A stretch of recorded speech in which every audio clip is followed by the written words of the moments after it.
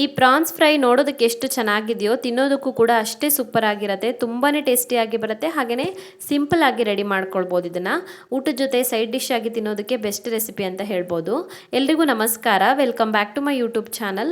ಇವತ್ತಿನ ವಿಡಿಯೋದಲ್ಲಿ ಸಿಂಪಲ್ ಹಾಗೆಯೇ ಟೇಸ್ಟಿ ಆಗಿರುವಂಥ ಪ್ರಾನ್ಸ್ ಫ್ರೈ ರೆಸಿಪಿನ ಶೇರ್ ಮಾಡ್ತಾ ಇದ್ದೀನಿ. ಸುಲಭವಾಗಿ ಕಡಿಮೆ ಸಮಯದಲ್ಲಿ ರೆಡಿ ಮಾಡ್ಕೊಳ್ಬೋದು. ಇದನ್ನು ರುಚಿ ಅಂತೂ ತುಂಬಾ ಚೆನ್ನಾಗಿ ಬರುತ್ತೆ.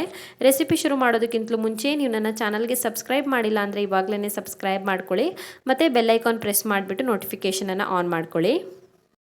ಪ್ರಾನ್ಸ್ ಫ್ರೈ ಮಾಡೋದಕ್ಕೆ ನಾನಿಲ್ಲಿ ಅರ್ಧ ಕೆಜಿ ಆಗೋಷ್ಟು ಪ್ರಾನ್ಸನ್ನು ತೊಗೊಂಡಿದ್ದೀನಿ.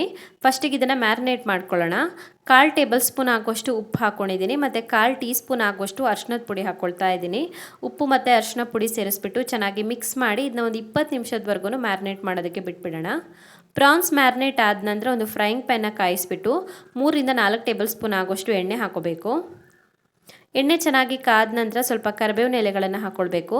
1 ಈರುಳ್ಳಿನ ಸಣ್ಣಗೆ ಹೆಚ್ಚಿಬಿಟ್ಟು ಹಾಕ್ಕೊಳ್ಬೇಕು ಮತ್ತು 2 ಹಸಿಮೆಣಸಿನ್ಕಾಯಿನ ಕಟ್ ಮಾಡಿ ಹಾಕ್ಕೊಳ್ಬೇಕು. 4 ರಿಂದ 5 ಬೆಳ್ಳುಳ್ಳಿ ಎಸ್ಳುಗಳನ್ನು ಜಜ್ಜಿಬಿಟ್ಟು ಹಾಕ್ಕೊಳ್ತಾ ಇದ್ದೀನಿ. ಇದು ತುಂಬಾ ಚೆನ್ನಾಗಿರುವಂಥ ಟೇಸ್ಟ್ ಕೊಡುತ್ತೆ ಬೆಳ್ಳುಳ್ಳಿ ಜಜ್ಜಿ ಹಾಕೋದ್ರಿಂದ. ಹಾಗೆಯೇ 1/4 ಚಮಚ ಆಗೋಷ್ಟು ಶುಂಠಿ ಬೆಳ್ಳುಳ್ಳಿ ಪೇಸ್ಟನ್ನು ಹಾಕ್ಕೊಂಡಿದ್ದೀನಿ. ಒಂದ್ಸಲ ಚೆನ್ನಾಗಿ ಮಿಕ್ಸ್ ಮಾಡ್ಕೊಳ್ಳೋಣ. ಇದನ್ನು 1 ನಿಮಿಷದವರೆಗೂ ಇದೇ ರೀತಿ ಮಿಕ್ಸ್ ಮಾಡ್ಕೊಳ್ಬೇಕು. ಈರುಳ್ಳಿ ಸ್ವಲ್ಪ ಮೆತ್ತಗಾಗಬೇಕು. ಈರುಳ್ಳಿ ಮೆತ್ತಗಾದ ನಂತರ ಇದಕ್ಕೆ ಇವಾಗ ಮ್ಯಾರಿನೇಟ್ ಮಾಡಿ ಇಟ್ಕೊಂಡಿರುವಂಥ ಪ್ರಾನ್ಸನ್ನು ಸೇರಿಸ್ಕೊಳ್ಬೇಕು. ಪ್ರಾನ್ಸನ್ನು ಸೇರಿಸ್ಬಿಟ್ಟು ಒಂದ್ಸಲ ಚೆನ್ನಾಗಿ ಮಿಕ್ಸ್ ಮಾಡ್ಕೊಳ್ಳಿ. ಮಿಕ್ಸ್ ಮಾಡ್ಕೊಂಡ ನಂತರ ಇದಕ್ಕೆ ಇವಾಗ ಮಸಾಲೆ ಪೌಡರ್ಗಳನ್ನು ಸೇರಿಸ್ಕೊಳ್ಳೋಣ. ಫಸ್ಟಿಗೆ 1 ಟೇಬಲ್ ಸ್ಪೂನ್ ಆಗೋಷ್ಟು ಖಾರದ ಪುಡಿ ಹಾಕ್ಕೊಳ್ತಾ ಇದ್ದೀನಿ. ಅಚ್ಚ ಖಾರದ ಪುಡಿ ತೊಗೊಂಡಿದ್ದೀನಿ. ಇದಕ್ಕೆ ಅರ್ಧ ಚಮಚ ಆಗೋಷ್ಟು ಗರಂ ಮಸಾಲೆ ಪುಡಿ ಹಾಕ್ಕೊಳ್ಬೇಕು ಮತ್ತು ಅರ್ಧ ಚಮಚ ಆಗೋಷ್ಟು ಧನಿಯಾ ಪುಡಿನ ಹಾಕ್ಕೋಬೇಕು. ರುಚಿಗೆ ತಕ್ಕಷ್ಟು ಉಪ್ಪನ್ನು ಹಾಕ್ಕೊಳ್ತಾ ಇದ್ದೀನಿ. ಆಲ್ರೆಡಿ ಮ್ಯಾರಿನೇಷನ್ಗೆ ಒಂದು ಸ್ವಲ್ಪ ಉಪ್ಪು ಹಾಕ್ಕೊಂಡಿದ್ದೆ.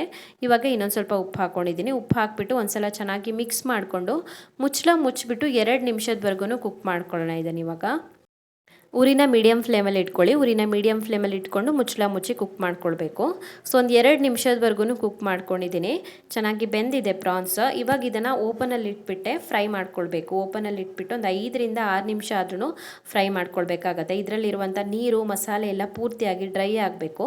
ಅಲ್ಲಿವರೆಗೂ ಫ್ರೈ ಮಾಡ್ಕೊಳ್ಬೇಕು. ನೋಡಿ, ಈ ಥರ ಡ್ರೈ ಆಗುತ್ತೆ. ಅಲ್ಲಿವರೆಗೂ ಫ್ರೈ ಮಾಡ್ಕೊಳ್ಳಿ. ಆಲ್ಮೋಸ್ಟ್ ಆಗಿದೆ ಇದು. ಕೊನೆಯಲ್ಲಿ ಇದಕ್ಕೆ ಸಣ್ಣಗೆ ಹೆಚ್ಕೊಂಡಿರುವಂಥ ಸ್ವಲ್ಪ ಕೊತ್ತಂಬರಿ ಸೊಪ್ಪನ್ನು ಹಾಕ್ಕೋಬೇಕು ಮತ್ತು 1/4 ಭಾಗದಷ್ಟು ನಿಂಬೆಹಣ್ಣನ್ನು ಹಿಂಡ್ಕೊಳ್ಬೇಕು. ಕೊತ್ತಂಬರಿ ಸೊಪ್ಪು ಮತ್ತು ನಿಂಬೆಹಣ್ಣನ್ನು ಹಿಂಡ್ಕೊಂಡ್ರೆ ಆಯಿತು. ಸಿಂಪಲ್ ಹಾಗೆಯೇ ಟೇಸ್ಟಿ ಆಗಿರುವಂಥ ಪ್ರಾನ್ಸ್ ಫ್ರೈ ರೆಡಿ ಆಗಿಬಿಡುತ್ತೆ. ರುಚಿ ಅಂತೂ ತುಂಬಾ ಚೆನ್ನಾಗಿರುತ್ತೆ. ಇದರದ್ದು ಜಾಸ್ತಿ ಸಾಮಗ್ರಿಗಳು ಕೂಡ ಬೇಕಾಗೋದಿಲ್ಲ, ಜಾಸ್ತಿ ಟೈಮ್ ಕೂಡ ಬೇಕಾಗೋದಿಲ್ಲ. ಸುಲಭವಾಗಿ ರೆಡಿ ಮಾಡ್ಕೊಳ್ಬೋದು. ಸ್ಟಾರ್ಟರ್ ಆಗಿ ತಿನ್ನೋದಕ್ಕೆ ತುಂಬಾ ಚೆನ್ನಾಗಿರುತ್ತೆ. ಸೊ ನೀವು ಕೂಡ ಟ್ರೈ ಮಾಡಿ. ನಿಮಗೆ ಈ ವಿಡಿಯೋ ಇಷ್ಟ ಆಗಿದ್ದರೆ ವಿಡಿಯೋಗೊಂದು ಲೈಕ್ ಕೊಡಿ, ಕಮೆಂಟಲ್ಲಿ ತಿಳಿಸಿ ಹೇಗಿದೆ ಅಂತ. ಇನ್ನೂ ಹೆಚ್ಚಿನ ವಿಡಿಯೋಗಳಿಗೆ ನನ್ನ ಯೂಟ್ಯೂಬ್ ಚಾನಲನ್ನು ಸಬ್ಸ್ಕ್ರೈಬ್ ಮಾಡಿ.